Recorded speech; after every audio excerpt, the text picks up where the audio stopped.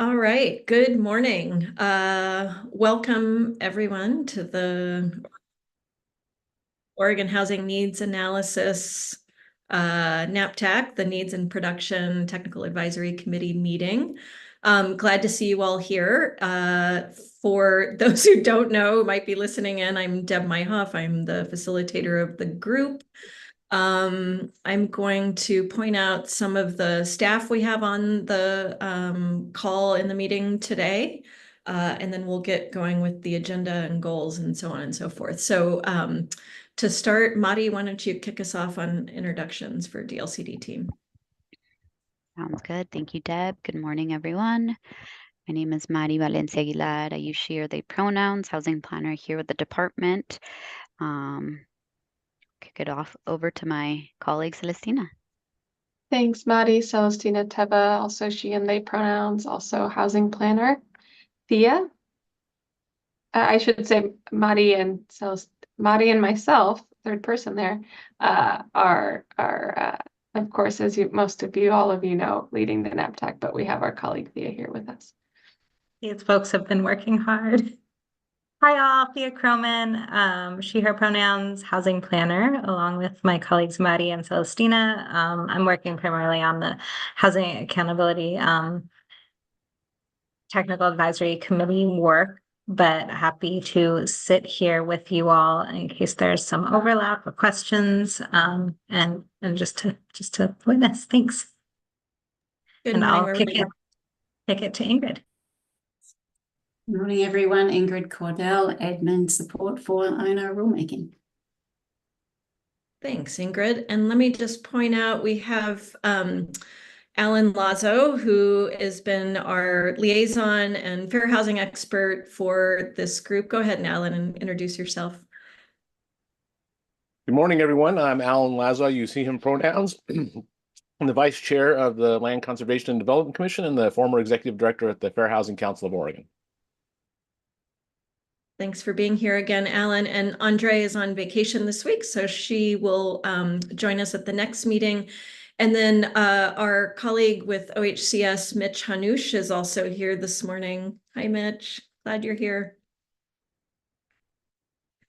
All right, so let's get going. Madi, do you want to go ahead and start the presentation, and I'll cover the goals for the meeting, and then we'll get into it.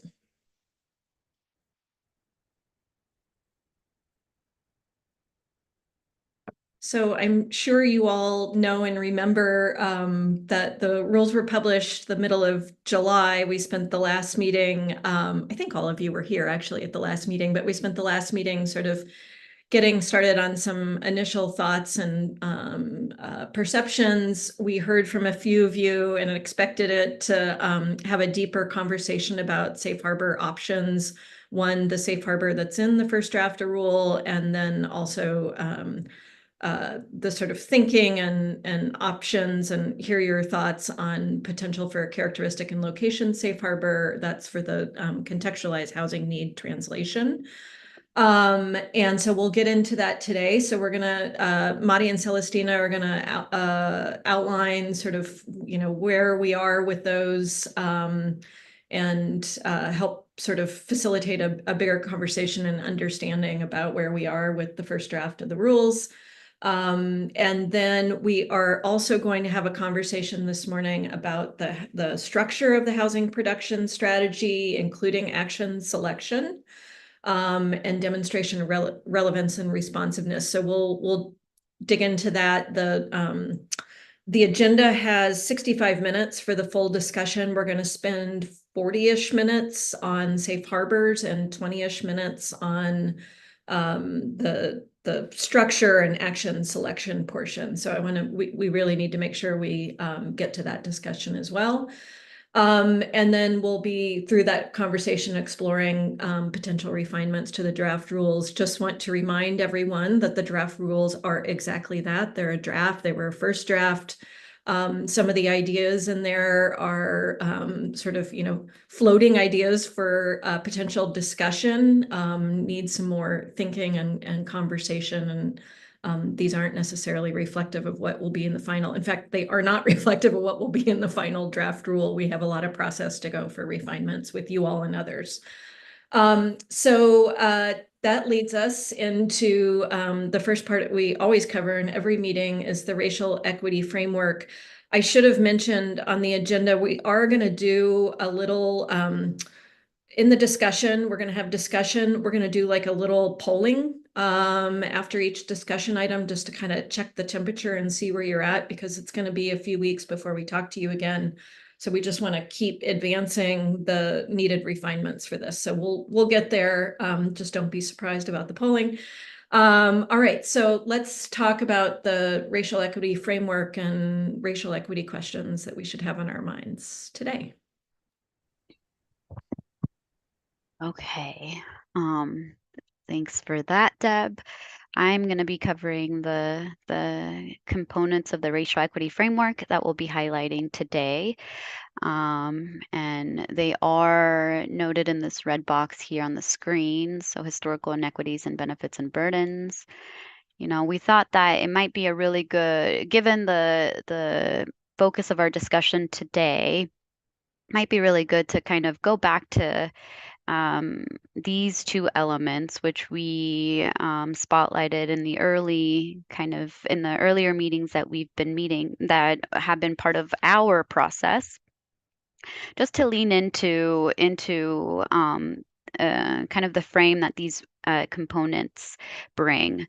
So I'll just overview what's currently in the framework, and we'll want to keep those and center those as we go into the discussion today. So with historical inequities, this component asks us to think about the rules and if they're addressing or lessening historical inequities for communities of color. It seeks for us to think about additional information or data that we might need to answer that question and where we could obtain it. Then on the benefits and burdens component, it seeks for us to think about the possible benefits and burdens of the draft rules. Are there financial, environmental, and social benefits or burdens? Who benefits and who will be most burdened? How will burdens be mitigated or redistributed? And what are possible unintended consequences? How do we plan to mitigate these if we found out about them later? So really thinking about being intentional about the impacts, both positive and negative, towards who ultimately are the recipients of draft rules here in implementation. So with that, I am going to hand it back over to you, Deb, to take us into the next step.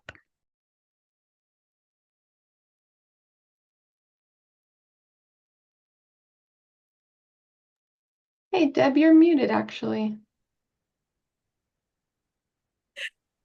Thank you. It's one You're of those welcome. mornings. Hi, everyone.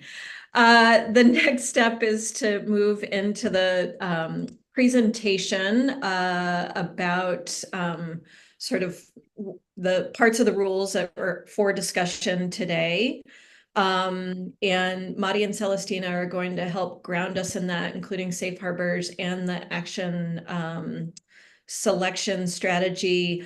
I'm hoping, sorry, this is a little last minute and I see your first slide will be good for this. I just got a note from one of the TAC members that it would be helpful to get a reminder about how HPSs are reviewed, like how this whole system works at DLCD.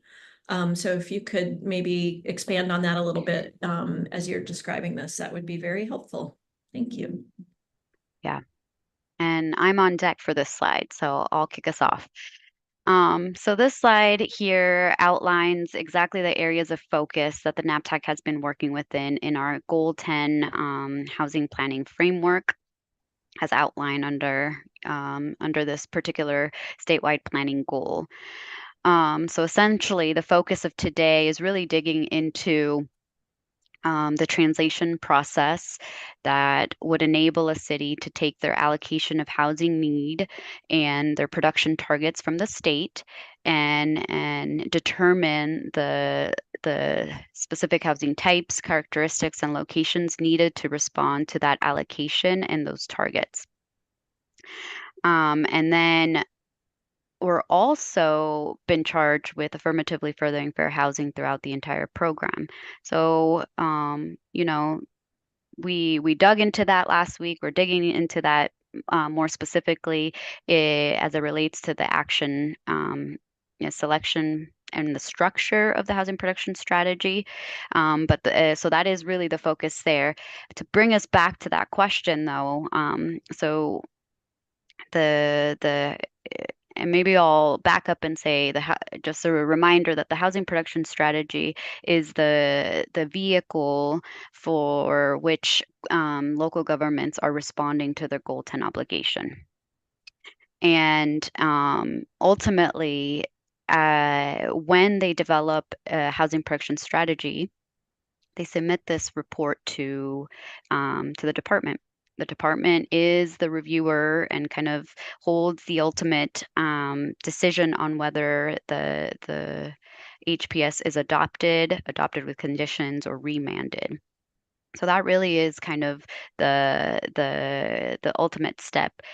What we're reviewing, though, is really the various elements and components that go into the ultimate action plan that ultimately gets submitted and adopted, or gets submitted and reviewed by the department. I think hopefully that answers that and covers that. I'm going to hand it over to Celestina, who's going to take us even more deeply into the granular areas that I just overviewed. And really quickly, I didn't mention and should have that after this presentation, I did build a little time in the agenda for some clarifying questions and answers. So if that didn't fully answer your questions, let's come to that in a few minutes. I'll give you an option for that. So, okay, sorry, Celestina, please go ahead. No, wonderful. Thank you so much, Deb. Okay, good morning, everybody.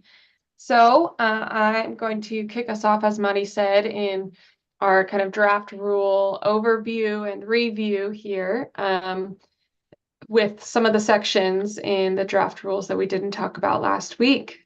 So similarly, we've got we're going to go through a handful of the actual rule sections. So if you'd like to have the draft rule up with you, feel free. And before I dig into what's in the draft rule for the potential proposed housing type mix safe harbor, I figured that it would be helpful for me to spend just a moment talking about this framework of a safe harbor in the first place. So I should have also mentioned, in addition to the draft rule matrix, of course, there's the memo in the materials that we produced to try and help facilitate this conversation today. We've been calling it the Safe Harbor Memo. And so some of the things I'll mention here are also in there, but the Safe Harbor is a tool in these rules, at least as it's been drafted, well, Safe Harbor generally as a tool serves this purpose, but it also serves this purpose in the way that our rules have been drafted, which is to provide a predictable pathway for both the applicant or the participant in the program, so that would be the cities, and the reviewer in terms of program compliance. So the language that we have in your Safe Harbor memo notes that a safe harbor should serve as an option that implementers or cities can use to ensure standardized application of regulations, or the application of regulations that is conducted in a legally defensible manner. And the sentence after that is that safe harbors are not the only option available to implementers for programmatic compliance.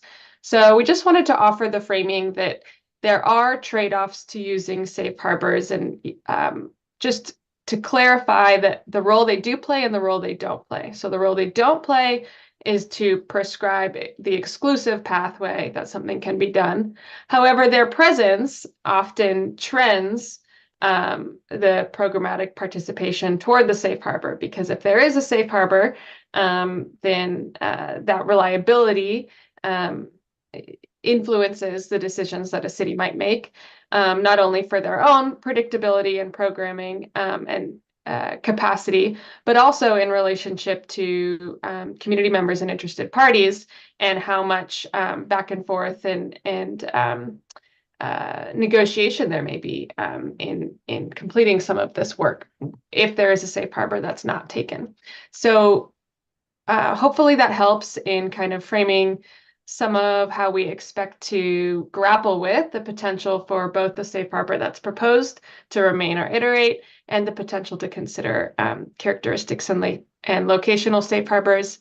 And I guess there was one more thing I wanted to add, which is that in the absence of a safe harbor, and this gets back to unpacking that review question a little bit, in the absence of a safe harbor, all of the programmatic goals have to be completed by the cities and demonstrated that they're completed, and the department has to review that for compliance with those goals and those elements of the program. And so in some ways, one might consider that offers a fuller pathway to, or a more critical eye toward kind of the program implementation, because it's less standardized and there's more opportunity to really dig into specifics overall. So hopefully that helps. Without further ado, I will dig into what we have proposed in draft rule, and some things that are in your memo that are not currently in the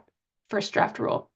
So in terms of translating, again, like Mari opened us up with, in this case, housing production target into types, characteristics, and locations that a city needs, we have drafted a potential safe harbor specifically for housing types. And that safe harbor operates as a housing type mix. So those percentages of two different housing types, multi-unit housing and middle housing, would then be applied to the housing production target to get this number of housing units of housing, multi-unit housing and middle housing that a jurisdiction would be planning for. And we do have them graded by population size. The premise of this drafted model for a safe harbor actually comes from elsewhere in existing rule at DLCD, which is in planning for housing in the metro area, which currently lives in Division 7 of Chapter 660, whereas these rules live in Division 8. But that's all just to say that this idea of setting a safe harbor around housing type mix exists, and that's kind of what we built off of to try and be responsive to the request that we have a standardized housing type safe harbor. One of the potential iterations that we've already heard since releasing the draft rules would be using these kind of discrete percentages, but also allowing a jurisdiction to increase their percentage of attached multi-unit housing or middle housing from their current housing type mix by a certain percentage, trying to reach these, let's say 50% of attached multi-unit housing mark. And it also looks like we have an error on the slide here for the middle population size, 10,000 to 25,000. So forgive me there. I believe the safe harbor memo is accurate though. So let's see, anything else I wanted to add there? Oh, just that the percentages here are an art and not a science at the moment, only because having a statewide housing type mix safe harbor that is somehow perfectly universally applicable is pretty challenging. So in terms of a methodology. But what we did is, you'll see in the safe harbor memo, there is data around the regional status quo, right? Existing housing type mixes across the state by income bracket. And so orienting toward a safe harbor, we wanted to try and create some numbers that would be a little bit of a reach, but still within reach, and also orient toward our populations that typically are most vulnerable or have not been met by our current housing system. So we oriented more toward the lower income brackets, and looking at what we currently have in some of those lower income brackets for multi-unit housing and middle housing in terms of the housing type mixes that are already present. And again, trying to grade for population size. So we look forward to hearing what you all think about that piece. And I'm going to take us into, oh, I skipped a slide. Bummer. I incorporated all of this second slide here into, for the most part, what I just said, forgetting that I had given us a second slide on housing types. So one thing I can add that is listed here on this slide is just that if we have a safe harbor in this way, whether it's types or if we have something similarly kind of quantified or discrete in any other safe harbors, there would be a likely charge that we would need to have a technical update or at least a review of those numbers in years to come, which we do try and write rules such that we don't need to be updating them. But like I mentioned, there is this safe harbor already in some of our other rules. So there is a little bit of give and take there in terms of our rule writing standards. So with that, I will move us to talking about potential for safe harbor for housing characteristics. Here we did not propose a characteristic safe harbor, as you've noted in the draft rules and in the memo, for a number of reasons. I'm just going to hit some of the highlights here. One, on a basic level, is that there's a challenge to inventory all of the housing characteristics that, in a way that we feel confident is comprehensive, in order to put it forward as a safe harbor that we feel good about serving the breadth of the needs in a community. We did work here in the NAPTAC to try and think through what a comprehensive list of housing characteristics might be, but putting something like this in rule has a different impact. So that's one challenge. Even with the list of characteristics that we do have, many of them have little, inconsistent, unstandardized, or in some cases inaccessible data when we look at statewide application of these rules. So really struggling to have a safe harbor that's both comprehensive and applicable across the state for all of the characteristics. And then one thing just worth noting is that we know that affordability is, which would in this types, characteristics, and locations paradigm is a characteristic, is already clearly directed by the Oregon Housing Needs Analysis because the housing production targets are bracketed by affordability.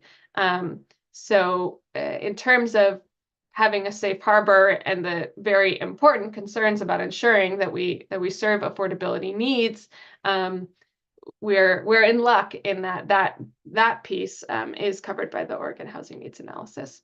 There is a suggestion for a potential iteration that maybe the safe harbor only includes some characteristics, and it's noted, clearly in the rules that all other housing characteristics that a city may know that it needs from its own work or from community engagement or some localized data sources would still be required to be planned for, but that only the characteristics which we have a statewide safe harbor for could be pursued via the safe harbor. So again, not saying that other characteristics are, exempt from planning or no longer need to be considered, just that a safe harbor exists for the way that you plan for these characteristics, and everything else you kind of have to show your work about how much your community needs that or doesn't need that and why you're pursuing that or not. So that's something that's on the table as we try and work through whether or not to pursue a characteristic safe harbor. And with that, I will hand it to Madi.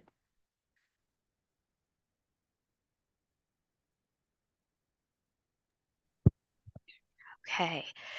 Thank you, Celestina. So I'm going to carry us through the end on the remaining elements of our overview of the draft rule, starting with the final piece of the translation that Celestina covered, and me picking up at the location safe harbor. So like Celestina noted in the previous slide, there is not in current draft rule, there is not a safe harbor option or proposal outlined. And in many ways, similar to the challenges on the characteristic side, we're seeing challenges on the locational side. And I think there, like characteristics, there's various locational considerations that have to be thought about when thinking about housing, placing housing in specific areas. Just to point out a few, in our discussion about where location was, where housing should be placed, you all came up with a big list of various attributes, things like housing near community assets like schools, businesses like shops, restaurants, health facilities, clinics, hospitals, parks, recreation areas, community centers, public transportation, employment opportunities, and the list goes on and on. And that broad list in many ways is very hard to kind of layer to ultimately get to a statewide unified approach for a possible safe harbor in this component as well. Additionally, there's another piece for us to consider and grapple with, which is with regard to location, is kind of two key policy paths that we'd have to determine to possibly ultimately narrow or ultimately get to a narrow safe harbor for location, if that's a pathway that feels still appropriate and wanted and requested, which is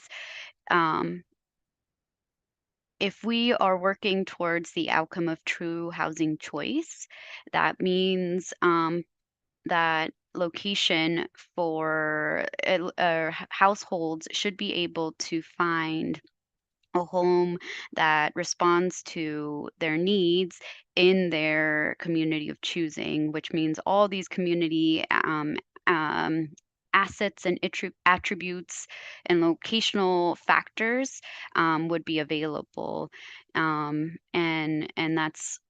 so that's one piece.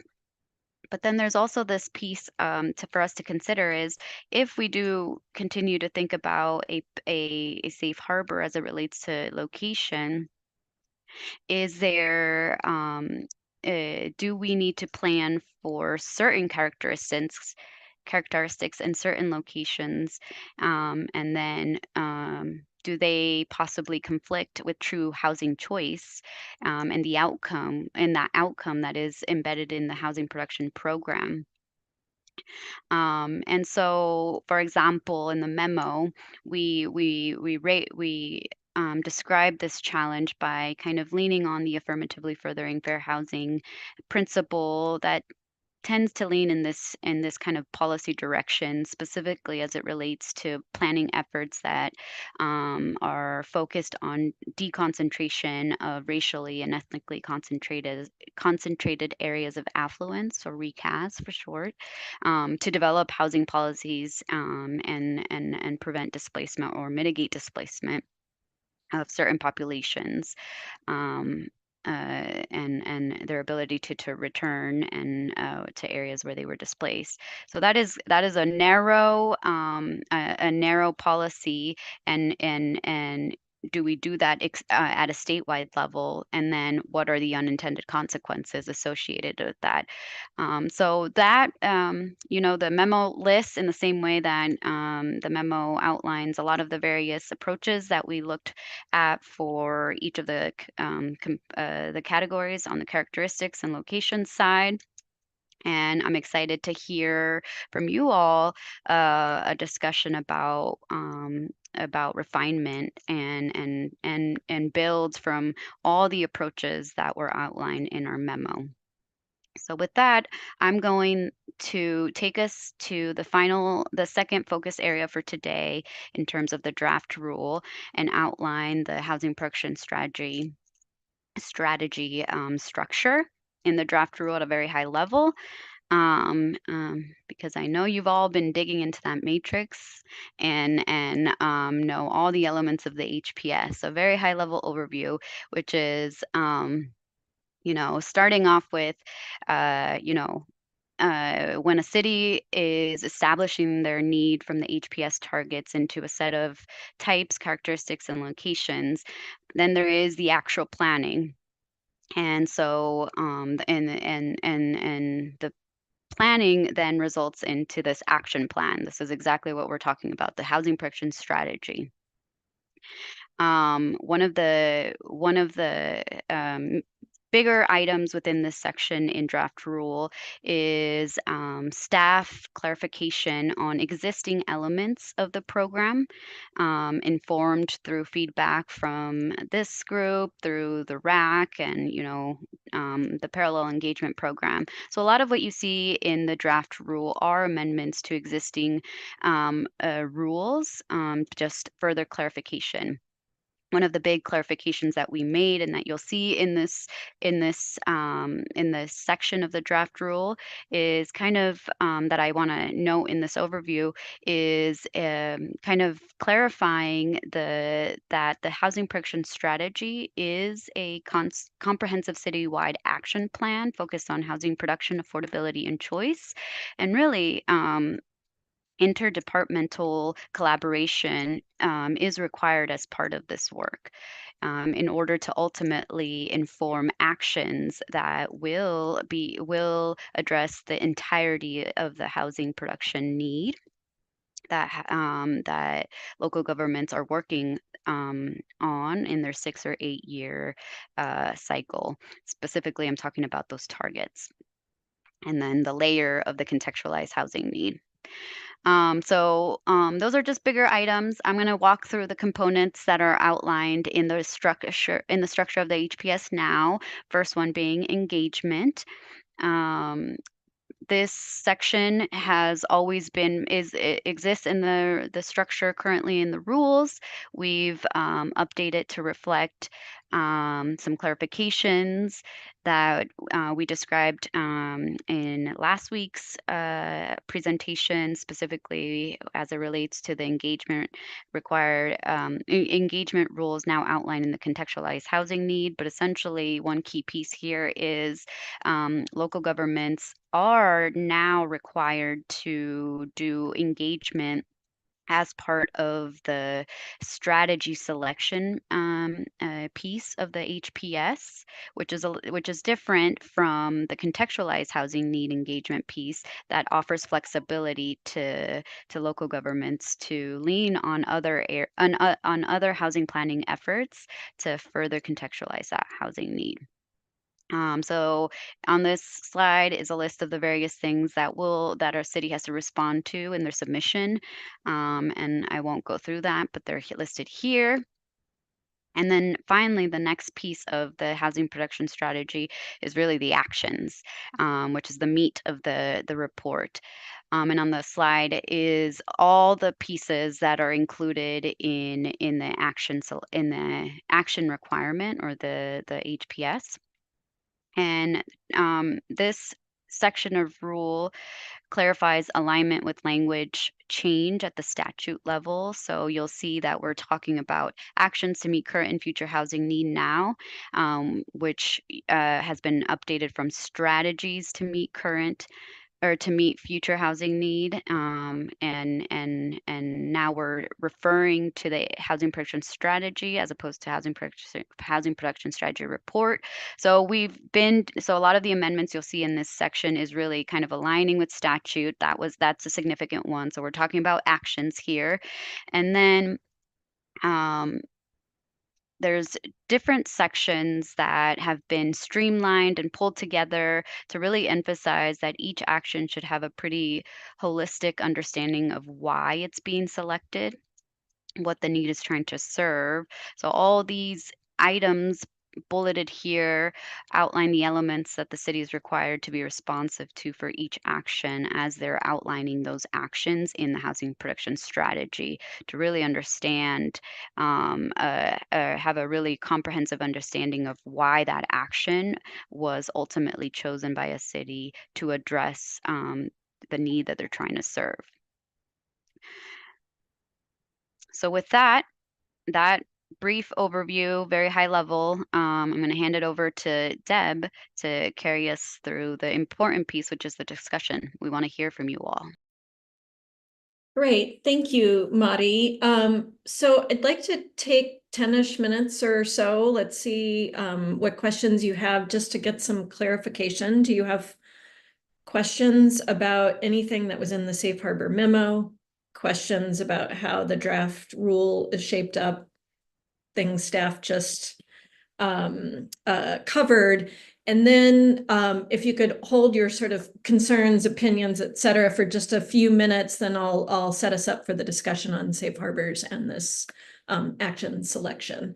So Mari, maybe you could take the slides down for now, and if we need to come back to that for reference, we can do that. Thank you. Mary Kyle, please go ahead. Question.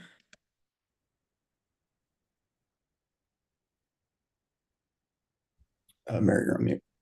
Oh, I lost her image. There You're she- on mute, Mary. Wow. Mary, Sorry. Thanks.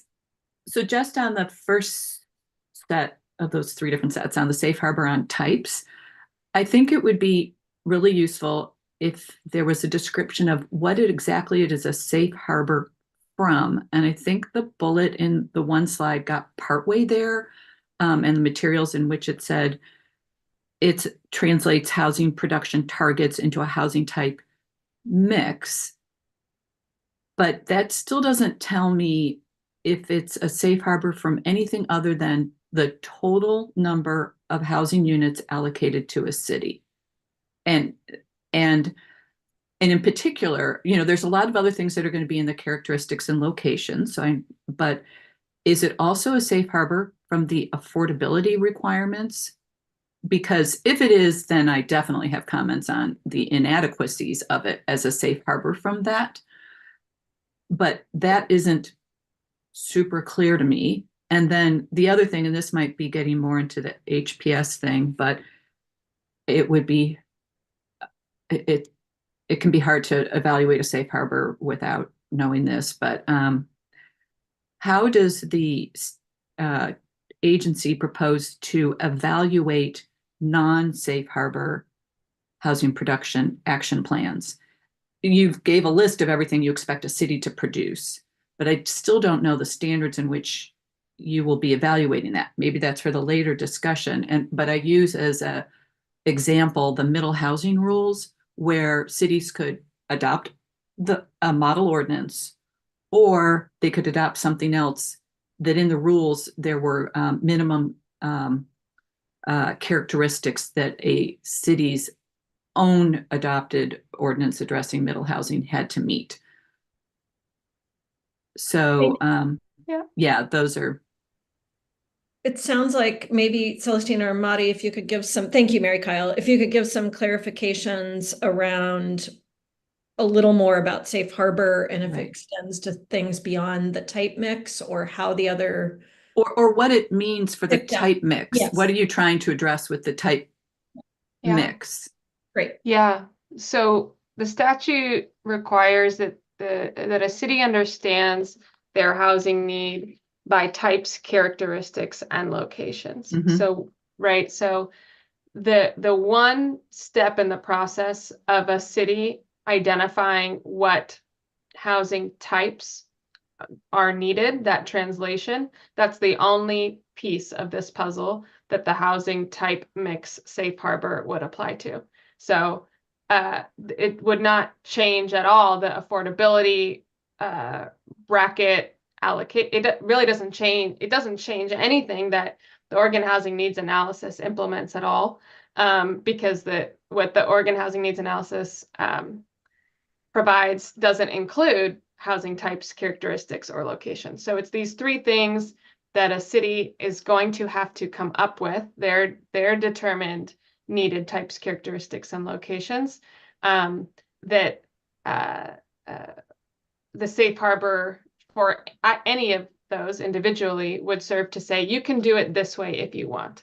Or you can say, actually, we think that the housing type mix that's needed in our city is this, and this is why we think that these are the types that we need, and these are the characteristics that we need, and we need those over here in these locations.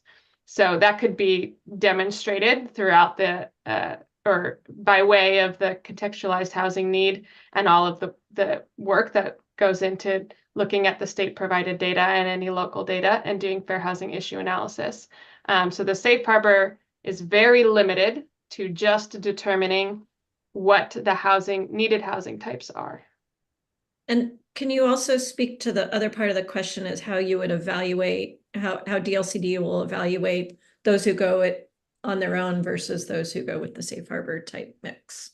Yeah, so currently, just for reference, the HPS program exists without any safe harbors, and review is entirely discretionary for program compliance. So right now, that's how the 2023 HPSs have run, and that's how the 24s will run as well. And it's in some ways as simple, but as discretionary as a review for has the charge been met.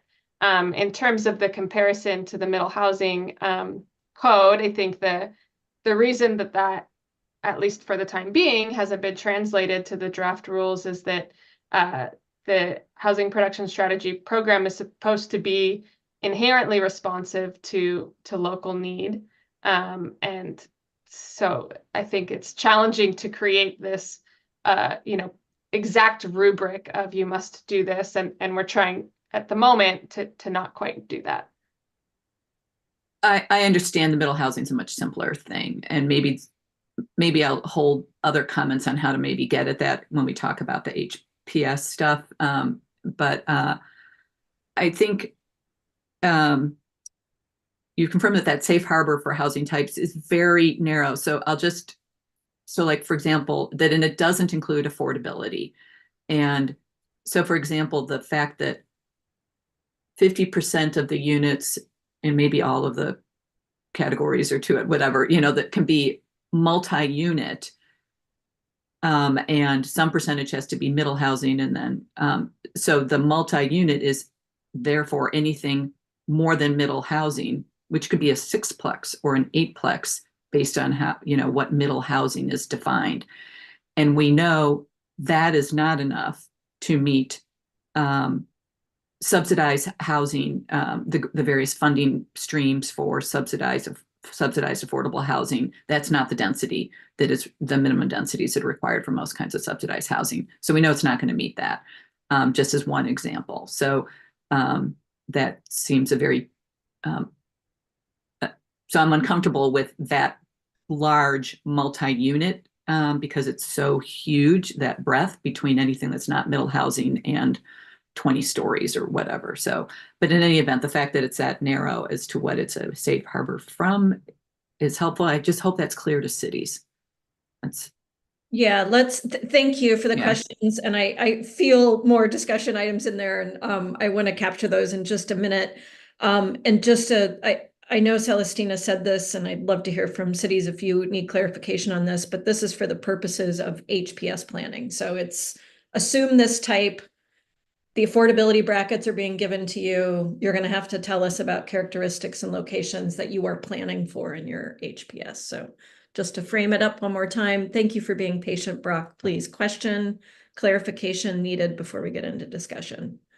Yeah, absolutely. And I apologize if this was discussed earlier and I missed it. I had to hop over from another meeting, but looking at Rule 105 for the safe harbor, the actual language versus the plain language description. The actual language for A, B, and C says, city has to or must provide the opportunity for. And then when you look at the plain language description for those same lines, it says the city must assume and plan for. Those are two very different directives. One, and I'm just putting this in general terms, would basically be, is it zoned to allow this? The other is this what's being built? Two very different things. We had similar conversations during CFEC, and I don't want to bring that in, but similar along those lines, right? Is this a prescribed, this is what you will build? Or is this this is how you will zone to allow for these things to be built? Any sort of enlightenment on that? Celestina, go ahead. Sure. Yeah, this has come up as well. So thanks for bringing it up, Rock, and something to talk through, or that we will be talking through a little bit more. The language that's currently in Division 7, which is geared toward housing capacity analysis planning and toward zoning, is the must provide the opportunity for. But of course, the HPS is an action plan. So that's where you're picking up on some of that. And I think it's warranted to note and be very specific in language. So we haven't landed yet on exactly what the language we might propose in the next draft is. But ultimately, the HPS is an action plan. So for the purposes of that program, we would be planning for and looking for actions and support. Okay, got it. Yeah, because like if you're rezoning an area, right, to increase density, that would be an action under the statute, I believe, and correct me if I'm wrong there, but like that is an action. So it still could be a question of, is this a zone it to allow, and that's your action in the HPS, or whether it's build this. It sounds like, and I'm hearing Celestina say that's been flagged for needing to refine the language some more. Yes, yeah, and that wasn't the You have challenge. flagged it as well. Yeah. Thank you. Thank you for pointing that out. Any other questions about anything you read in the Safe Harbor memo or the draft rules that would help you to understand before we move into discussion? Okay, let's get going then. Just to sort of frame up our discussion this morning, as I mentioned, we're going to focus first on Safe Harbor, then we'll move into the HPS structure action selection piece. We will go until 11:20, 11:25, somewhere in there. I'll give you a little heads up that I'm wrapping things up for Safe Harbor discussion. We'll do a little polling, a little temperature check, then we'll move on to the next. Unless the team tells me otherwise. And we are looking for your ideas for strengthening concepts in the draft rules. I heard Mary Kyle say she has some ideas about maybe how to make the type mix Safe Harbor work or work differently. I know in the last conversation, there were also questions about characteristics and locations. You have more information in the Safe Harbor memo, so we're curious to hear what you're thinking about on those fronts. Because we are in this very tight timeline in this place of rulemaking, as specific as you can be is really helpful. If you want to follow up with written sort of specific language afterward, fantastic. But we'd also love to hear, your specific ideas about how to make rule work a little bit better. I will remind you of a couple of things to keep in mind before I open the floor here. One is, you might remember from the very beginning, this process and rulemaking has been set up aiming for trying to find this balance and rule where there's enough specificity to cities, but not so much that it's a crushing burden to try to find your way through it. And then also there are going to be these guidance, these supportive pieces that help cities do this work. I just bring it up because I know we don't, other than the matrix that we currently have, those guidance pieces haven't been fully fleshed out. It's possible that guidance could help cities understand more what they need to consider as far as planning for in their HPS affordability type characteristic locations. But I also want to hear from you all what you think needs to be in rule, because it needs to be in rule. So that's one. I do want to draw our attention to, as you're thinking through this, safe harbors in general for type, characteristic, and location, thinking about the racial equity framework pieces that Madi brought and is at the top of your agenda, which are the historic inequities and benefits and burdens. So how do these rules address and lessen historical inequities for communities of color?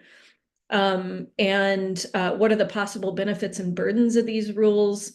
Are there financial, environmental, and social benefits or burdens? So I want to make sure we're really bringing that into the conversation, and we'll check in at the end about how well or not well we've done on that. But that's my sort of guidance to you all in this discussion. So with that, let's talk about safe harbors, and let's talk first about the draft type mix safe harbor that's in the page 17 of the matrix. And I think it's also in the, well, I know it's also very much described in the summary memo. Garland, thank you for being here. My pleasure. And I have to go in about 6 minutes. So I just wanted to get my comments in before I have to run. Unfortunately, I've got a conflict. This safe harbor, I think, is attempting to differentiate between different sizes of city under the guise of, not trying to plan for all places in the same way. But all places have been planned in the same way for the past decades. All places in the state have been subject to single-family zoning ever since that concept was rolled out after World War II. So therefore, all places in the state, in particular, smaller places, have a massive undersupply of non-single-family types. So I don't see any reason to differentiate between small places or large places, and I would suggest the same safe harbor be used for all types of places across the state. That is, at the very least, not allowing higher than 25% new construction single family to be in the safe harbor. Maybe the balance, the mix between middle housing and large apartment types, which is not defined, maybe that split could change from place to place, but I would highly recommend not allowing higher than 25% single family as the safe harbor number for any place of any size in the state, because it's a safe harbor.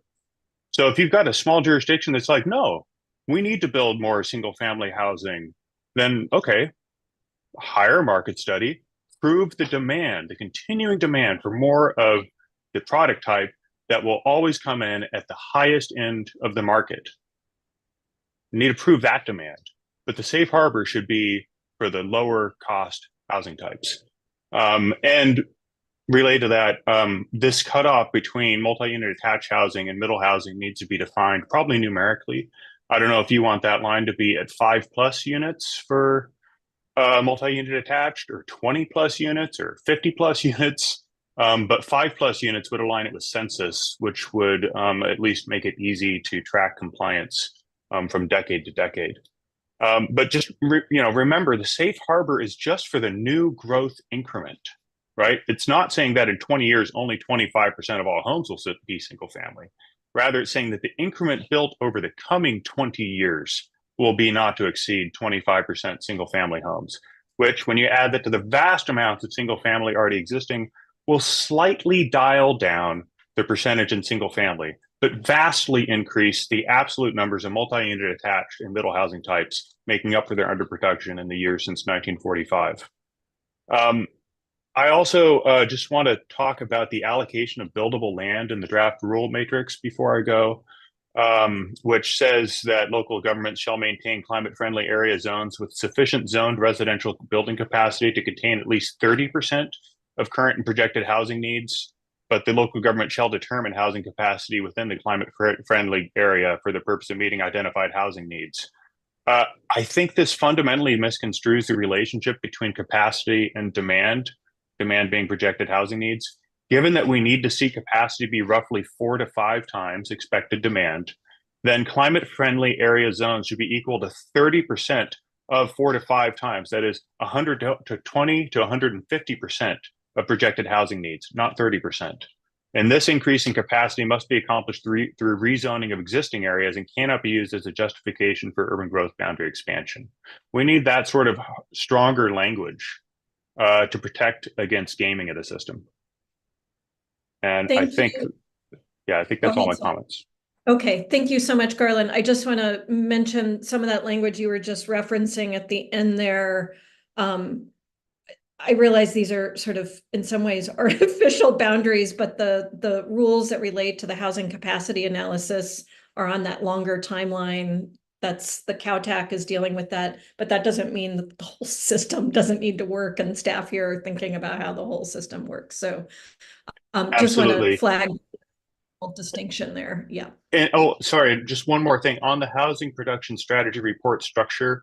It says the housing production strategy must include a list of specific actions, including the adoption of measures and policies, as we were just talking about. And my comment is that the way that the city plans to meet the housing production targets should include by rezoning its existing areas until capacity exceeds projected demand by roughly 4 to 5 times. This needs to be clearly defined as the definition of meet. Okay.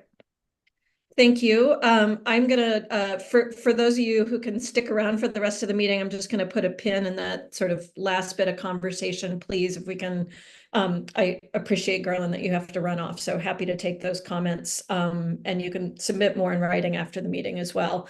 But if we could get back to safe harbors, and your thoughts about the type mix safe harbor as it's outlined currently, questions, concerns, ideas, how to make it better, ideas for whether or not to keep it, all those things are on the table. So Julia, please. Yeah, thanks. Kind of chewing on some of the ideas that Garland threw out there, which may mitigate some of what I was planning to say, but I still want to throw it out in the room.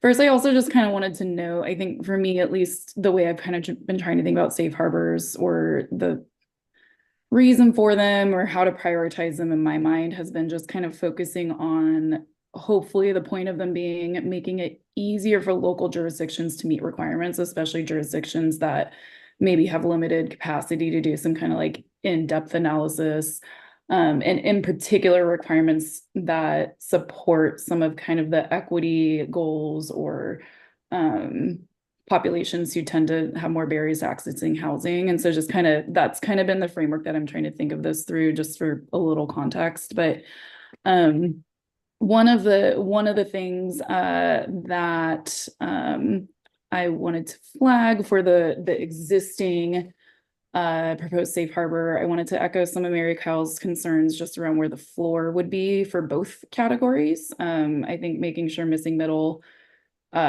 maybe is actually missing middle, not inclusive of single family homes, since HB 2001, the OG version kind of already did that for us, with including single family homes. And then similarly for kind of the multi-unit, having a better understanding of the density there. Also in terms of kind of where the bracket points are, the break points, wondering if there's a way to consider, I kind of see what you were trying to do there in terms of kind of acknowledging that smaller population jurisdictions might not need to or want to, or whatever characteristic wise, have as high of a percentage of multi-unit density. But then that is this kind of lacking consideration for places like, I'm just going to use Hood River as an example, where they are a smaller jurisdiction. However, they have like they don't have room to like, be building lower density housing. And so, and really probably could benefit from tilting more towards higher density housing, just in terms of meeting their housing need with the reality of their land constraints that they're currently facing. So I don't know if there's a way to like do the brackets based more on like maybe a ratio of like population to land, tie it to the BLI a little bit more, just kind of have some more kind of understanding of kind of the availability of land for lower density housing as opposed to just based on population size. All that being said, I'm again chewing on what Garland was saying, and I really like this idea of maybe focusing in more on kind of provide these safe harbors, focusing on, I don't know, fast tracking cities towards housing types that have a higher likelihood of serving low income households, and that is higher density just due to the funding mechanisms. And then I have some other general comments that I'll save on safe harbors, but I'll leave it at that for now. Okay, thank you so much, Julie. I really appreciate that, and appreciate the sort of idea and maybe different ways to think about it. Brock, go ahead, please. Yeah. I'm not going to question whether these are the right decision for Metro, right? They have very different land conditions than a lot of the rest of the state. But for that reason, I don't think that it's necessarily appropriate to apply it 1-to-1 in the way that it appears that it's done here. 50% of all new housing being multifamily definitely does make sense for, a city like Portland where they are landlocked, right? They basically don't have another square inch that they can add to their UGB, right? So that is definitely an essential piece for them. However, for cities where that is not the case, I don't think that going back and applying that same thing makes sense, particularly if the population floor for that is 25,000. That encompasses a lot of cities. I think there's only less than 15 that are even above 50,000, and Portland, I'm pretty sure, is the only one that's over 100 or 150. I think they're like 200, 300,000. Generally speaking, I would be more in favor of kind of the rebalance the mix, right? That kind of incremental increase from what you have now, right? For a lot of places, that is going to mean substantially more multifamily housing, substantially more middle housing, right? But just making sure that you're getting it into a balance so that there is options at every level of the spectrum, but not necessarily being so prescriptive of like 50%, 25%, et cetera, et cetera. Okay, thank you. Mary Kyle. So I'm also chewing over what Garland said. I think there's some really interesting things that he raised, but it reminded me of something in the staff memo on safe harbors that I think gets to this issue of where those dividing lines are and for what size cities. But the staff memo says that larger cities typically have a greater capacity and need for diverse housing options compared to smaller cities. I just don't think that's accurate at all, especially in the middle housing world. There are definitely smaller cities that need middle housing. And I think that that's a category. I like the idea of actually putting numbers of units in rather than just middle housing and multi-unit. But that's a area that maybe should be increased across the board, and particularly for smaller cities. And then I would think about dividing that large category of multi-unit maybe at least somewhere into there, because there's a lot of smaller cities that if multi-unit is everything that's not a middle housing, there's a lot of cities that are smaller cities that can do 6, 8, 10, 12 garden apartments, that sort of thing, but aren't going to do things that would be more appropriate in larger cities. So there just seems to be some nuance missing there. On the CFEX cities, for lack of a better word, those are the MPO cities. 50% is the minimum of new housing that has to be multi-unit in the climate-friendly areas. That's already adopted by the Oregon Transportation Commission in its climate strategy report, that is the goal, to get 50% of all new housing in climate-friendly areas in the major metropolitan areas. That's not just Portland. So I don't think that that's for a locational aspect or safe harbor for those cities. That seems pretty reasonable. In the memo for why it's difficult to develop safe harbors for location and characteristics, and I'm not wedded to the idea of safe harbors. It just seems where they work, it's great. But the memo described in many cases why there is no data or not adequate data. And I would like to see at some point proposals for how to get better data as we go forward in this process. That to me was kind of missing. Like, yes, we know there's not good data here. How do we get better data? And then I think in some cases, like accessibility, we know there's not good data, but we also know we are way underperforming in terms of producing the units in every city of any size that we need now and in the future for accessibility. So I would encourage the staff to think about something that's like a minimum requirement for all cities of just a percentage that has to be built in. Accessibility is an example. It's something like that. And then finally, not necessarily a safe harbor, you're saying, but a minimum requirement across the board. I mean, it could be a safe harbor or it could be a minimum requirement, but just because we don't have good data, to me, the answer isn't, well, then let's not address that. it might be, we know we are so far below that anything would be an improvement. And then finally, there was some data that was described as not adequate because it reflects past inequities or perpetuates the status quo.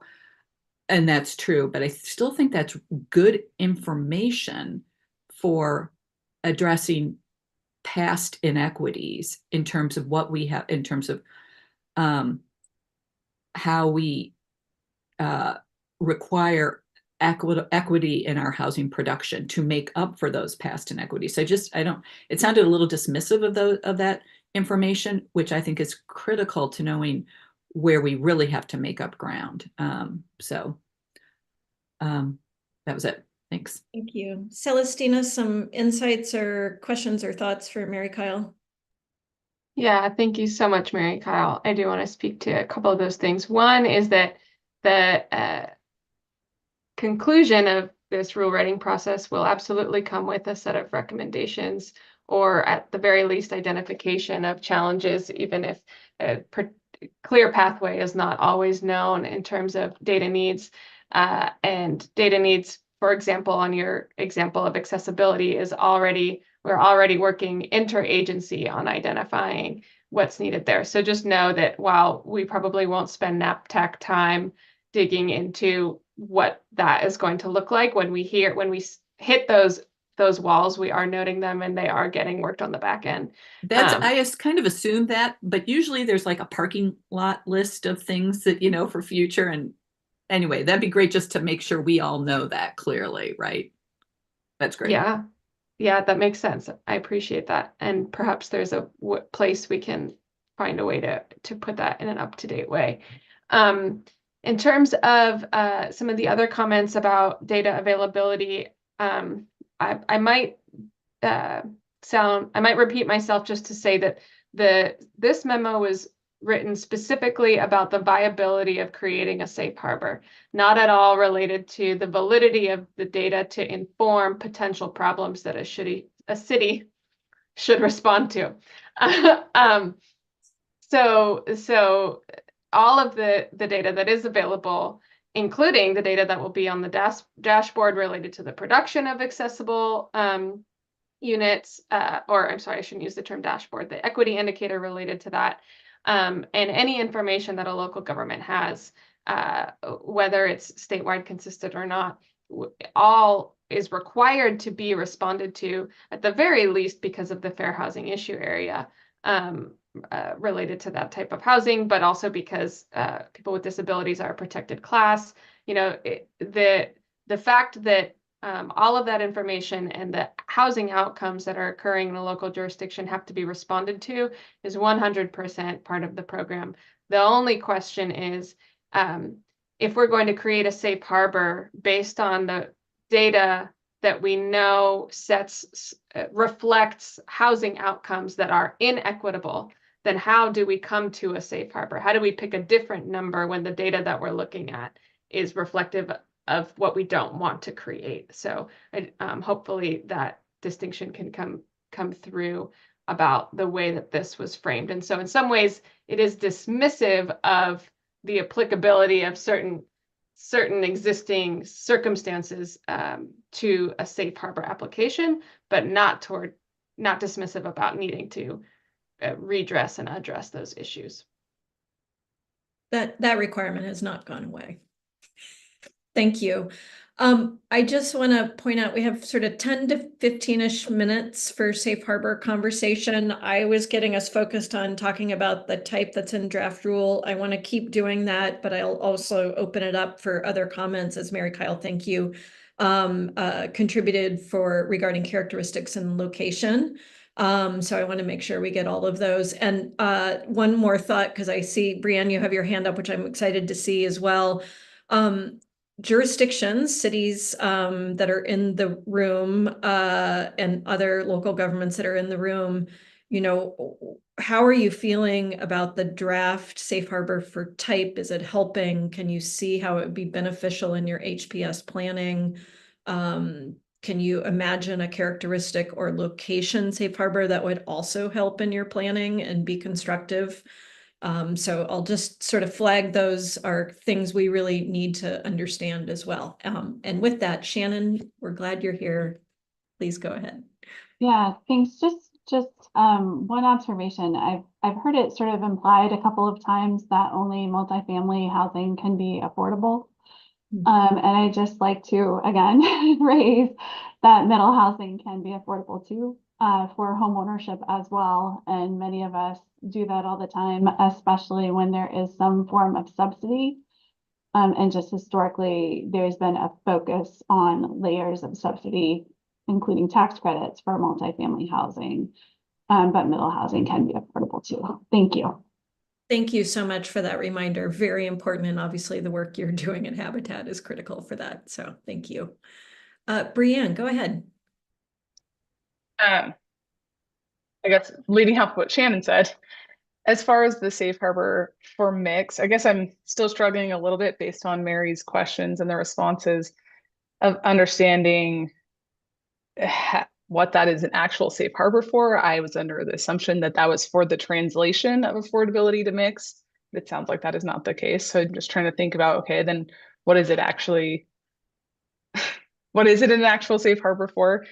But I guess within the context of what I thought it was a safe harbor for, just sharing in general, I think it makes sense that I can see the challenges with safe harbors for location and characteristics.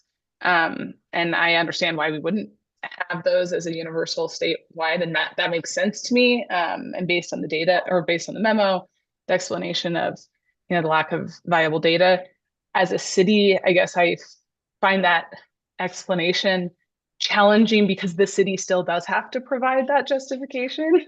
And so it's like, well, we couldn't find good data. Well, I'm like, well, we will still have to find that justification and data eventually, but that we can cross that bridge when we get there. And then I guess building on what Shannon had said, I guess I see some potential challenges with the proposed safe harbor for mix, and how that's going to interplay with affirmatively furthering fair housing. Thinking about specifically how it interplays with location and characteristics, but specifically location of this bigger focus on really on multi-unit attached, and how we're going to interplay that, operationalize that into existing high opportunity areas, with being so much focus on that versus potential for middle housing. And that might be more appropriate. Like realistically, when we actually have to operationalize this, if we do go with the safe harbor and we're really focused on, let's just put all of this new housing that's multifamily and it's affordable and high concentration in specific areas that are not high opportunity per se, because doing that higher density may be harder to put into high opportunity areas and affluent neighborhoods. So just trying to think about, okay, how do those two things interplay? And I have more comments, but I'll leave them at that. Thank you, Brianne. That's a good thing for us to be thinking about is, yeah, how do those play out in various I mean, I know that's what we're already thinking about, but how do those play out in context as you start to combine housing type mix? If a city were to take on that safe harbor, what does that look like from a planning for location standpoint? So important piece to be thinking through. Shannon, I think your hand might just be left over, but let me know. I'm going to move on. I'm going to go to Kathy and then Tara and then Julia and Brock. I'll be back. So Kathy, please go ahead.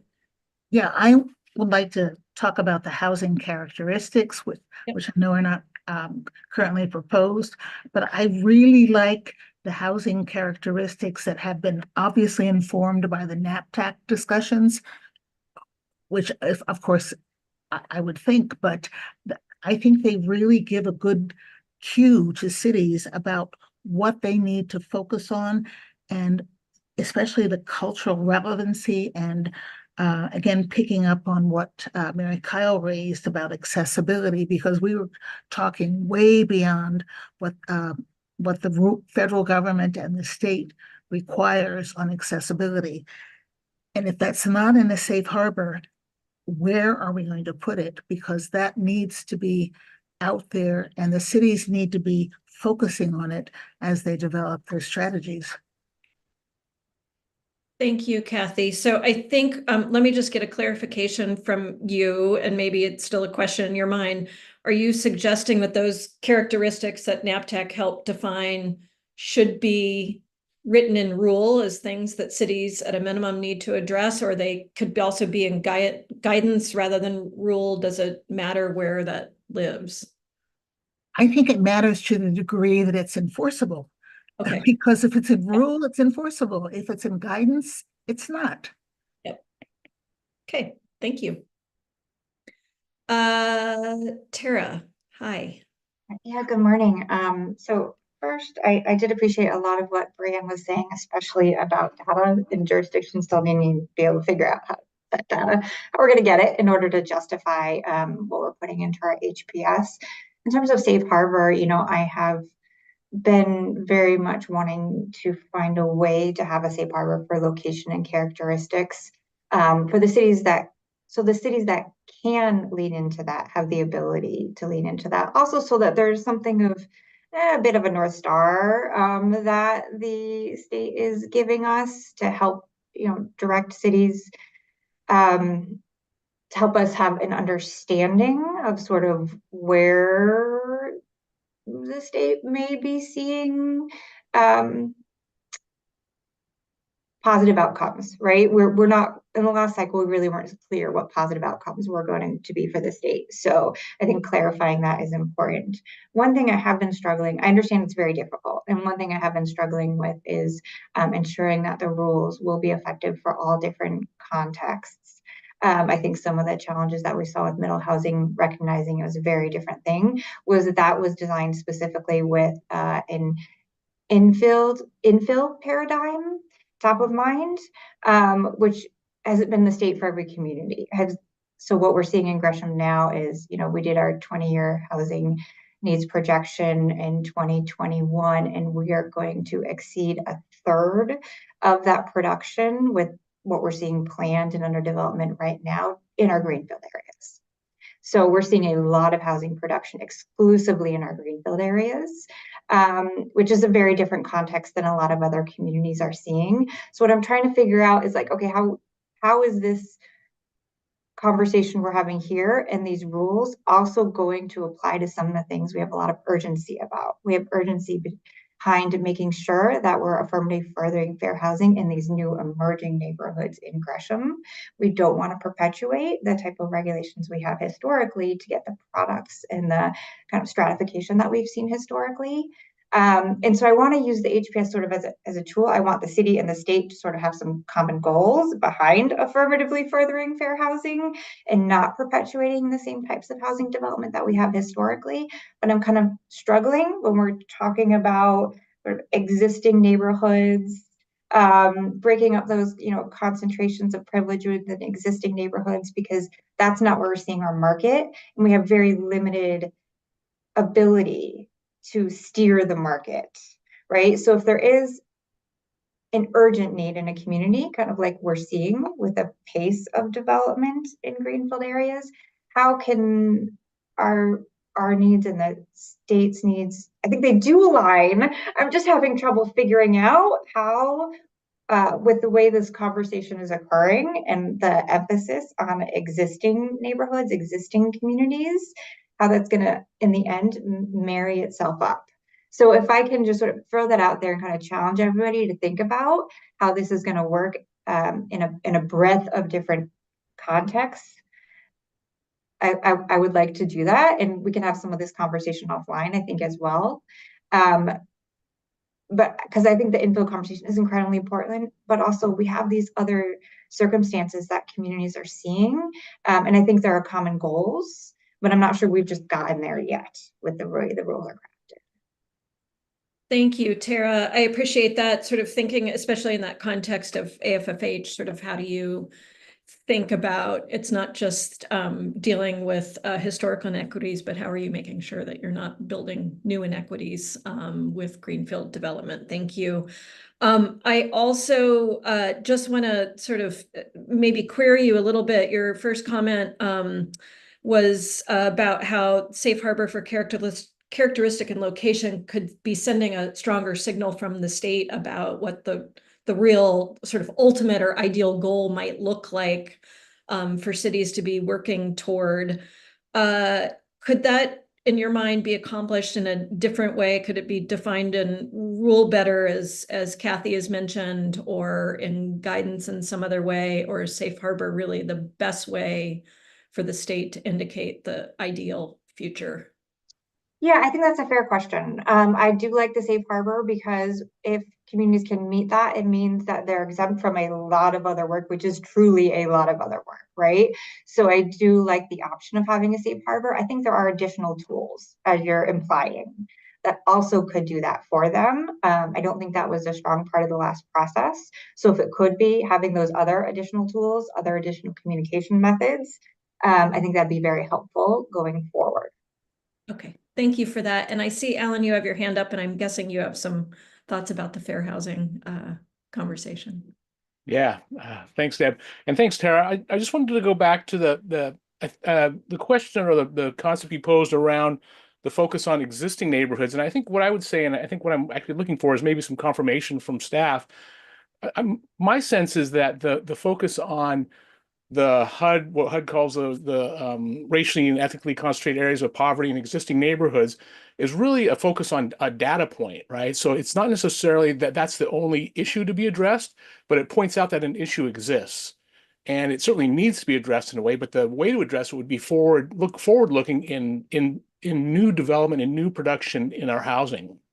And so one of the ways you could do it is, and I think maybe I'm wondering if what you're getting at is the rules don't get there yet, is how would we direct greenfield development to actually address that issue if it doesn't actually address if it's not aimed at that existing neighborhood, right? And so to me, it's the data point exists that we have racially and ethically concentrated areas of poverty. As we develop new housing, we shouldn't perpetuate that. It should actually provide an opportunity to resolve the issue that has been identified. Am I framing that correctly, Mari and Celestina? And sorry, Tara, go ahead. I see a thumbs up. Thank you, Mari. You know, I really appreciate that. I agree. And I think that's a very important thing to clarify. But I think the planning community doesn't know how to do that yet, especially when those emerging areas don't have things like access to public transportation. So we have, for example, a grant coming up where we're working with, equity leaders, thought leaders, community leaders to get around that topic and figure out how we do plan for those new communities, those new neighborhoods. But this is a really hard topic for us to figure out how to address, especially in HPS. And we'd like that support and that clarity in the rules and in the guidance. Yeah, thanks. And the other piece is also, right, the only answer isn't in how do we develop new greenfields spaces, but how do we also potentially invest in those areas that might be racially and ethnically concentrated areas of poverty, right? And I don't know that the rules address both of those perspectives either. Thank you all for chiming in on that. And yeah, Celestina just pinged me. I think some of this conversation maybe also belongs in the next part that we're going to talk about, which is that action selection. So it might be a little bit of a blend here, but I'm also hearing that just generally the rules could be maybe more helpful and clarify sort of what it means for emerging areas. I see two more hands up I'm going to take on safe harbors. I know there's more to be said, but let's do these two. Let's do a little bit of polling and then let's move on to the final topic before we run out of time. So go ahead, Julia. Thanks. So I'm also kind of still processing real time and kind of echoing, I think, a little bit of Brianne's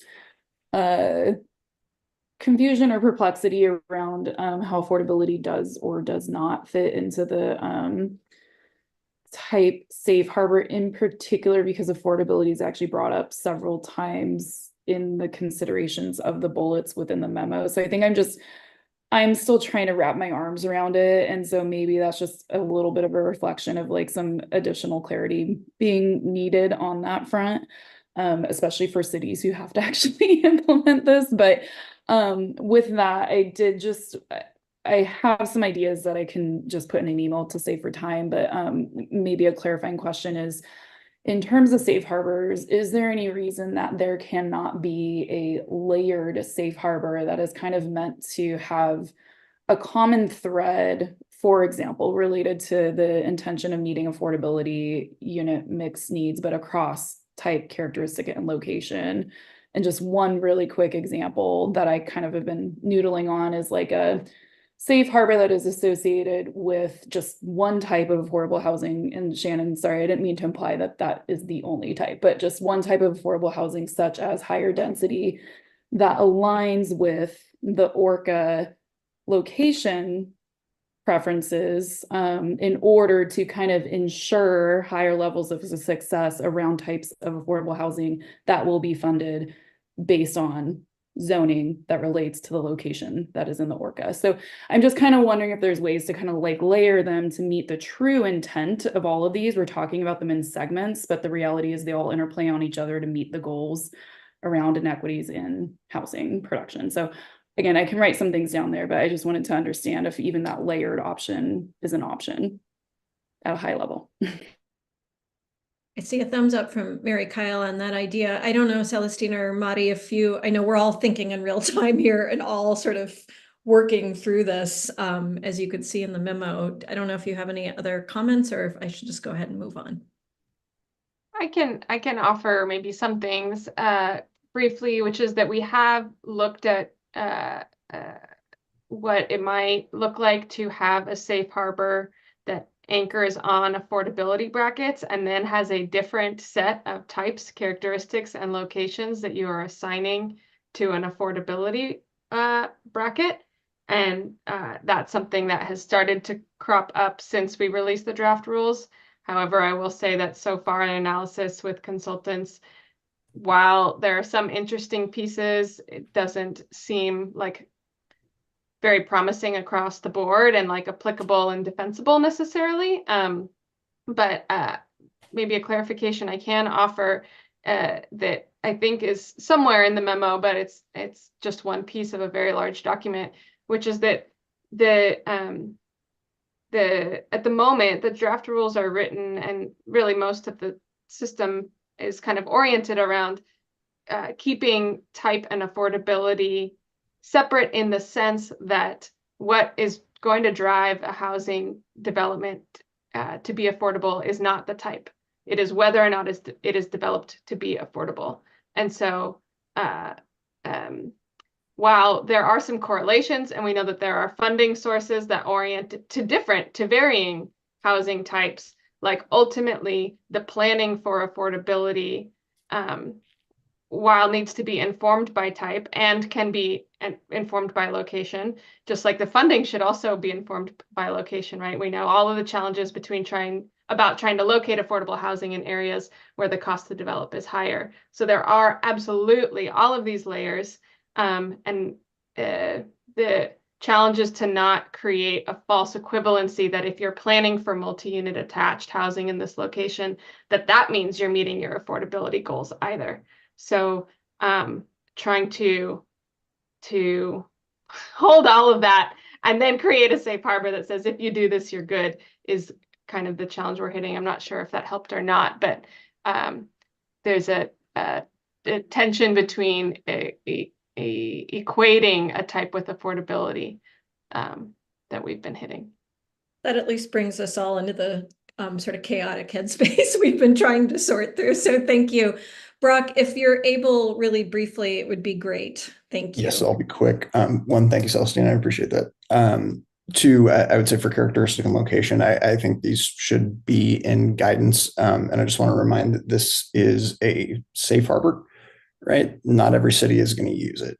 This is not a prescription, so it doesn't necessarily guarantee accountability for it, right? But we're saying that this is what you can use to say that we won't tell you that that's a no, right? So for that reason, I think putting it in guidance is more appropriate. All right, you can say here are the things that you want to consider, right? Put that in guidance, but I don't want to conflate the two from the standpoint of like, yes, there is guidance that exists that allows you to have more legal certainty in the plan that you're adopting, right? But to make it very clear that like this is not what every city has to do. It's only if they choose to take that safe harbor. So I think that guidance is more appropriate for both. Great. Thank you. That's a perfect place to end this discussion today. Ingrid is going to pull up a couple of poll questions for you all to weigh in on Safe Harbor based on our conversation today. So please go ahead and take that poll. I'll give you a minute. We'll talk about results.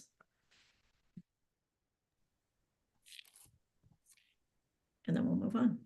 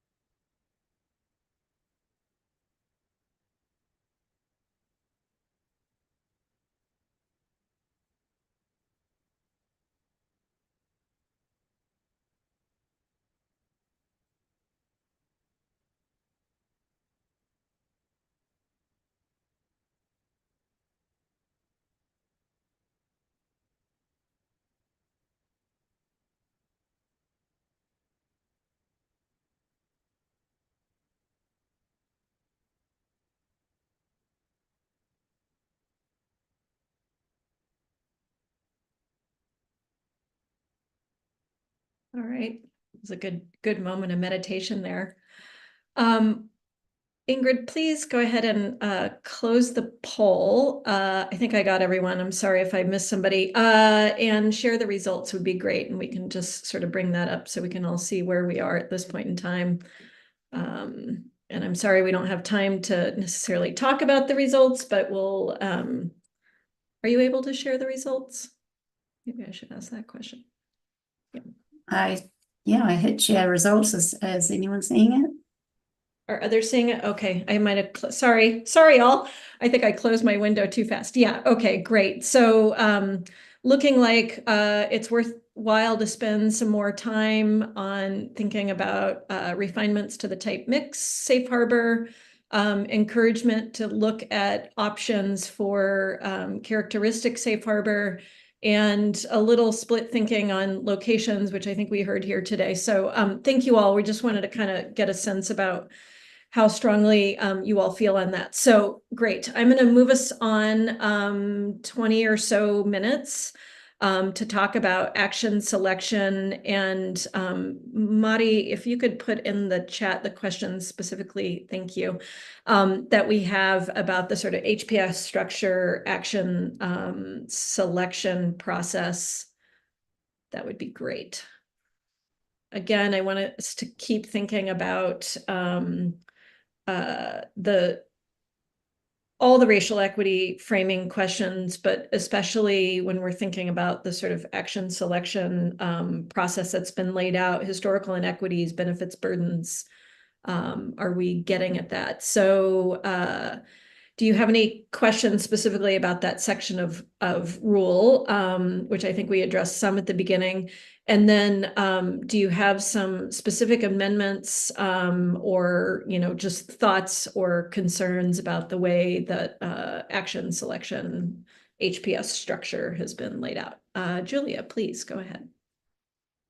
So this is kind of a follow-up to the last question I had, since I think it does kind of lead into this, but hopefully it stays relevant. So I guess I'm just struggling to understand so I hear you on like Safe Harbor, no Safe Harbor aside, like that simply, for example, zoning for a certain housing type does not guarantee that it will create affordable housing, but isn't that kind of the case across the entirety of an HPS, that like there is no guarantee that what you're trying to do is actually going to happen? That's kind of the never-ending struggle that we're going to be seeing in terms of like looking at the outcomes, but creating the opportunity for certain types of housing that correlate with certain types of funding, for example, subsidized housing funding, does need to happen, because if that opportunity isn't even there, then it can't happen. And so isn't that kind of the intent of actions and strategies and things that will be going into the HPSs? Does that, am I framing my question in a way that makes Just to sense? be removing barriers to Yeah, I guess I'm just a different little. levels of affordability as well as thinking about the types that relate. Yeah, because I guess I'm just a little confused about the response to my question earlier around the reason that that wouldn't be a safe harbor is because it can't guarantee that affordable housing would be built, for example, but that's also kind of, that's just going to be the case. And so, but it's more about creating opportunities that we hope create that production, right? Like that's kind of the intent of these HPSs, if I'm thinking about it right. Yeah, I'll attempt to offer one more clarification, and if not, if I'm still not hearing you, and Madi, you can jump in as well. If we're still not hearing you, we can continue to try and sort it out, maybe offline. But I think what part of what's occurring here is we're trying to create a program that inherently has all of these different elements, and trying to create a way to approach each of the elements. Even though they're related, like has imperfections. So planning for a diversity of housing types, like that one step does not preclude planning for affordability at those types either. And so like that would be a different, in a way, like is we're trying to look at the landscape, you're planning for types, characteristics, which includes affordability and bedroom count and layout and all of those things, like identifying the need, which is what we were talking about before. So what are you actually even trying to create? And then how are you going to try and create it, the action selection? But identifying a diversity of housing types, and also identifying, well, you don't even have to identify, the affordability needs that you had are already given to you. So then we get to the action selection, which is to say, okay, how are we going to try and hit those affordability markers? What are we going to do? And maybe at that point you say, well, we think it's most likely, that any number of incentive programs or funding programs or SDC, waivers or any number of actions that you might then choose to concentrate your energy on creating affordability in these ways, or for these particular housing types that you think have the most likelihood, would be actions based on your affordability need. But to just go, we're zoning for these different types, and therefore we're, that means that we're getting at our affordability charge, I think is what we're trying to avoid. Yeah, Maybe and a little just bit. Yeah, or Deb, Madi, please. go ahead, Madi. Yeah, I think what I would add to that is also to say, Julia, that the program is set up such that local governments are empowered to address their housing need through production, affordability, and choice. So it has to, the program it is broad and wide because the need is broad and wide, and it's those actions really, I think, that really help cities to think about the broad scale of their obligation in the HPS. So there is the state has an HPS menu of a wider range of actions, and there will be and there is always an intent to continue to iterate on that. We've heard that now multiple times. I guess I just want to maybe emphasize that piece too, and because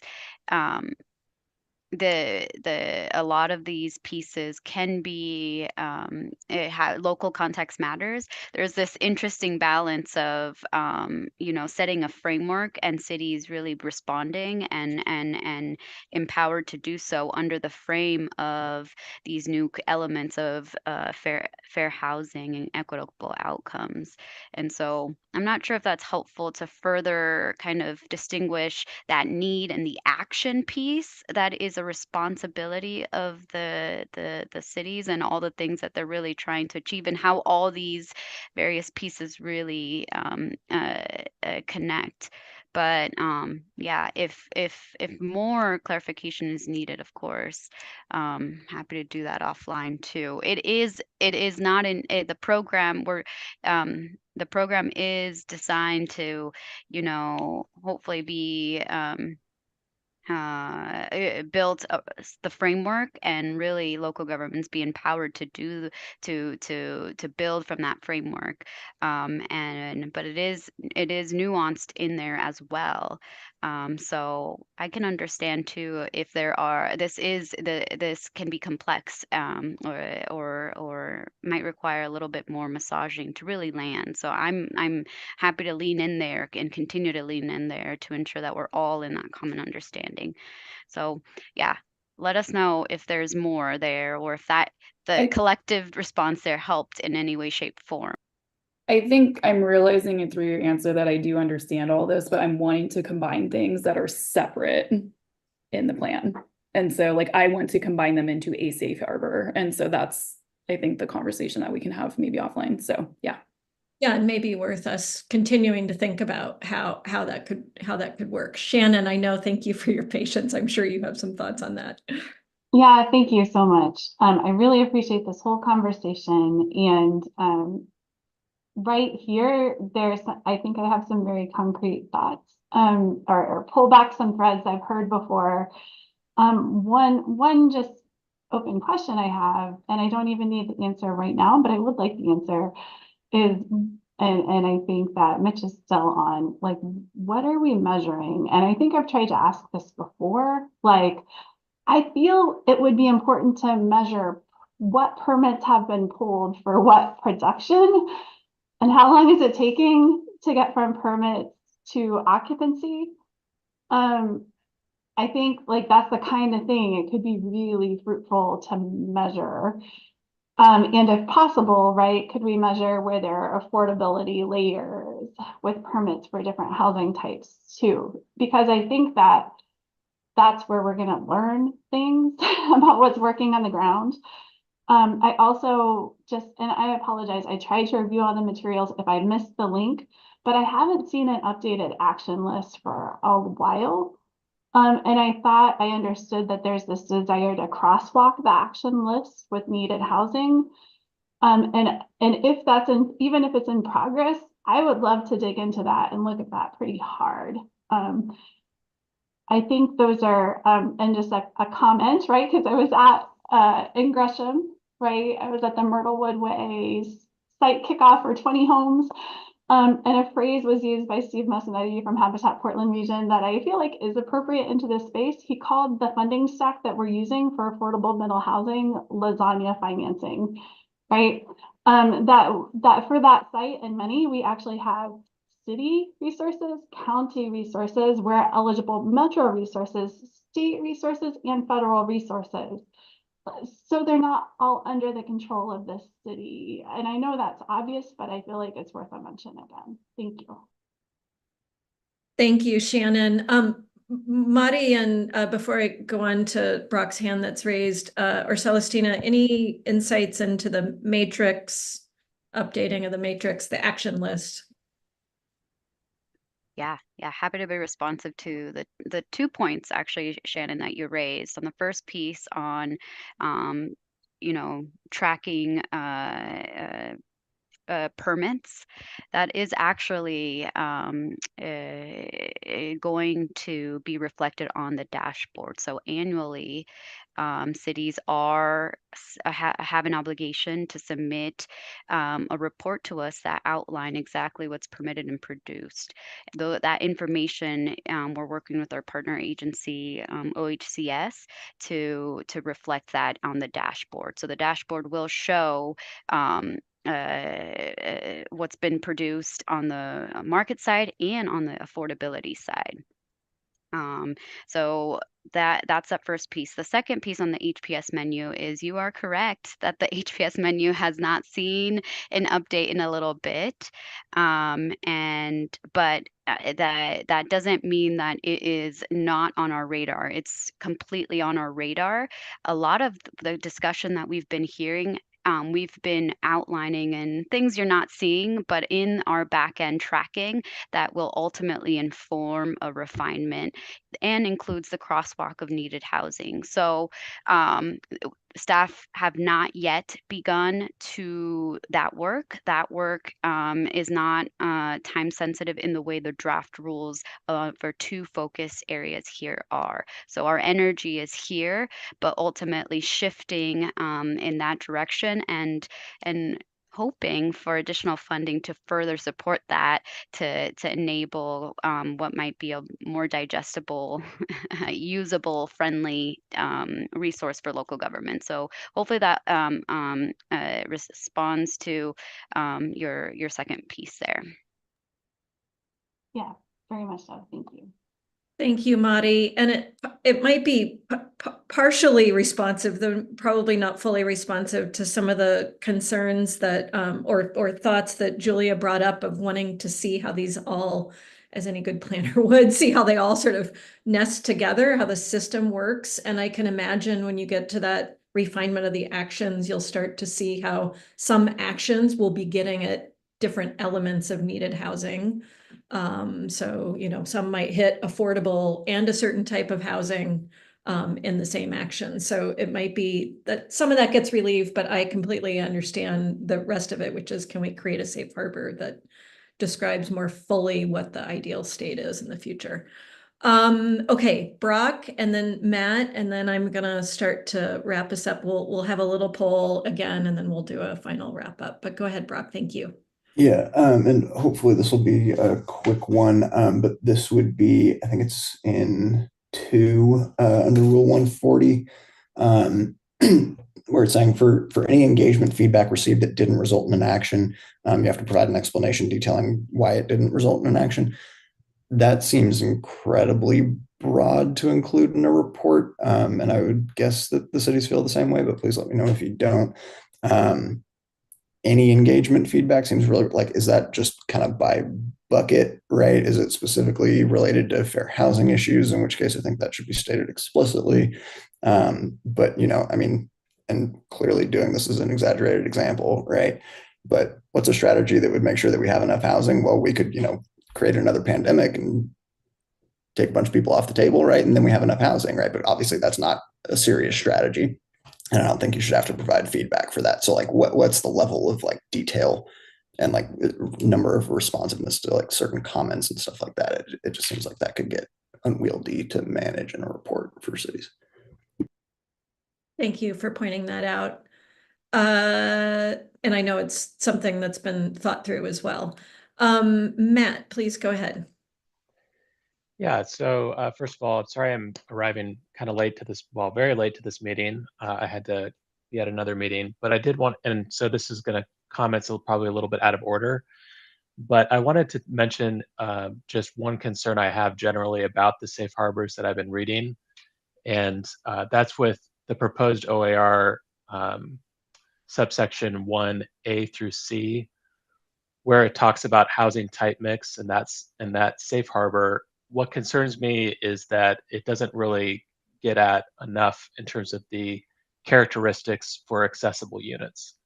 And I think that there might be a way to bolster this and strengthen that particular safe harbor. Maybe it's already been mentioned today, so sorry if it has, but you know, really it gets at it very indirectly. It says 50% need to be multi-unit housing. That very indirectly gets at the idea of, okay, multi-unit housing is type B units, adaptable units. Multi-unit housing could include type A units if it's an apartment complex that has more than 20 units. So my suggestion would be that we also include in that safe harbor additional subtypes. So, you know, we say a city of 25,000, you have to create 50% multi-unit housing. Of that 50% of multi-unit housing, 50% of those units have to be in apartment complexes with 20 or more units. That'll trigger type A construction because that's the only place in the Oregon State Building Code where type A units are required, 20 or more units. So if we add additional subtypes to that that group, you could trigger more accessible housing units. Another example would be to say, let's make 50% of those multi-unit housing units be units that are federally financially assisted. What would that percentage be? Okay, I wouldn't be 50%, it would be maybe 1% of those multi-unit housing units be federally financially assisted units. Why that? Because it triggers capital A accessible. Well, it triggers Section 504 accessibility standards. So the Uniform Federal Accessibility Standards. So then, at least in this safe harbor, we're encouraging some of the highest accessibility levels in these units. We're getting at type A, we're getting at Section 504 units. Thank you, Matt. I like that creative thinking, and I'm sorry you missed the earlier conversation, but I think you've tied together really well some of the other comments that were brought, which is there needs to at least be a floor on the density types that are included in that multi-unit housing. Some of that was thinking about how to just make sure we're not only building at the lowest density, but you're bringing up other reasons to maybe build in a floor, or to at least look at building in a floor that puts them into the type A construction to get at this accessibility need. And similarly, thinking about the sort of specifically the federal subsidized units as a particular type. Again, this is all in the construct of the safe harbor. The other thing you missed was a desire for voice desire for the rules to specifically state some sort of target for accessibility or accessible units. I think that would have to be defined in some more specific way than I just said it. But so I know staff will be sort of thinking about that as well. I'm sure they've already thought about it, but I'm thinking about that some more. But you've given us some new and different ideas for how that might get built in. Okay, I was corrected. I believe that there is not a polling question around HPS action selection. Is that true? Not true? Somebody correct me if that's... Okay. So my mistake on that. Thank you all for the discussion. I heard quite a few sort of bits and details around action selection in that particular section to get a little more specific with language or more intentional with some of the language about what you all are hoping to get out of that, thinking about the matrix, which we know is outside of this, but as an important piece of tying these pieces together.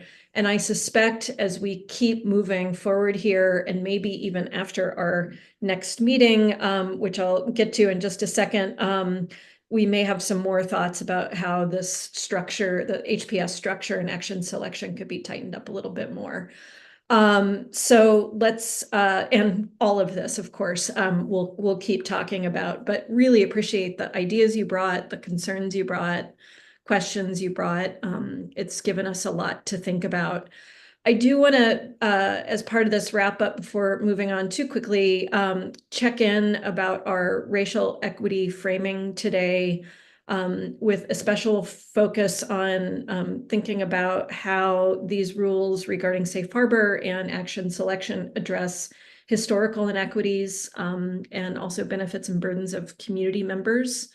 I heard some thoughts about both of those and also some concerns. I'll just point out the sort of conversation around, are we building historical inequities into new communities, or are we creating a system that helps cities understand how emerging and new communities are avoiding those historical inequities?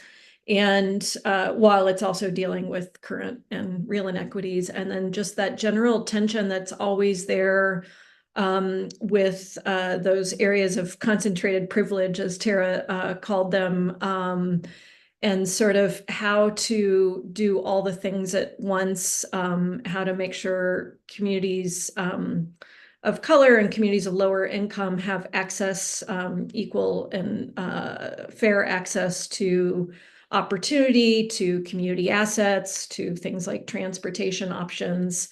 So all of those things are sort of built into the conversation today. I'll just give a second to open the floor to any of you all and or staff and Alan on thoughts you have around the racial equity questions and where we may have fallen short or could propel a little bit further. And I see you have your hand up, Mary Kyle. Thank you. So I'm not sure if this is going to address everything you raised, and it's bubbled up during the discussion today. But the issue of how to ensure we're not perpetuating past inequities in new greenfield development is a really good one, and I think that emphasizes, I think, as well as the discussion we just had on accessibility, being more nuanced in those density categories in addition to a floor, but ensuring that they work across all city sizes, and also ensuring that in our new developments that we do not allow homeowner association covenants and restrictions that would prohibit multi-unit housing. The middle housing law prohibits that for middle housing for new developments, but it doesn't talk about multi-unit housing beyond middle housing or existing developments. California just outlawed HOAs that restrict housing types and land divisions going retroactively applied.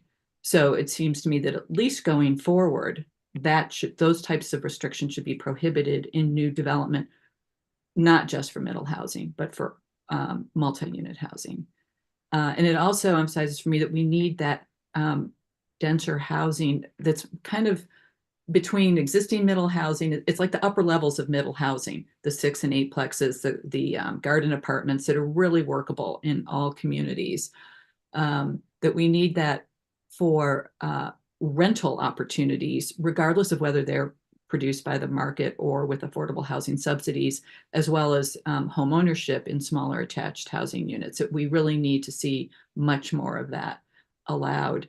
As Julia said, whether or not that is subsidized affordability is a challenge across the board in all housing types. So we have to set the table to make it possible. And so anyway, including in that like higher density middle housing types. Thanks. Thank you. Yeah, go ahead, Alan. Thank you. Yeah, thanks, Deb. I just wanted to go back to the framing around racial equity framework, and I think when we have these conversations, they're very specific around the technical aspects of the safe harbors and the types and we know that in part the underlying pieces that we're talking about, there are those intersections with specific communities that might have experienced benefits and burdens in the past, or that there are historical inequities about. But I think we sometimes lose the connection that we need to have around specificity and intentionality. And I think Matt's bringing up kind of the pieces that we could embed in some of these rules is a good example of how we can make that connection back to those other pieces in the cases around accessibility and adaptability.